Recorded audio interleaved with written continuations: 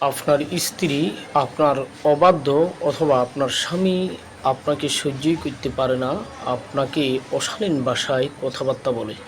আপনার প্রিয় মানুষটি অনেক দূরে চলে গিয়েছে, আপনি খুবই কষ্টে রয়েছেন, আপনার সন্তানদেরকে রেখে আপনার স্বামী চলে গিয়েছে।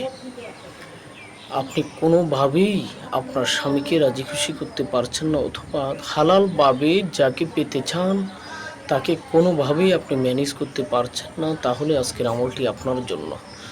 আপনি হাদিসে বর্ণিত এই দোয়াটি যদি কন্টিনিউয়াস 21 দিন আমল করতে পারেন, প্রতিদিন একটা সময় নির্ধারিত করে 21 বার জিকির করতে পারেন এই দোয়াটি, ইনশাআল্লাহ আপনার প্রিয় মানুষটি পৃথিবীর যেই প্রান্তেই থাকুক না কেন ইনশাআল্লাহ আপনার কাছে ফিরে আসবে। দোয়াটি খুবই সহজ।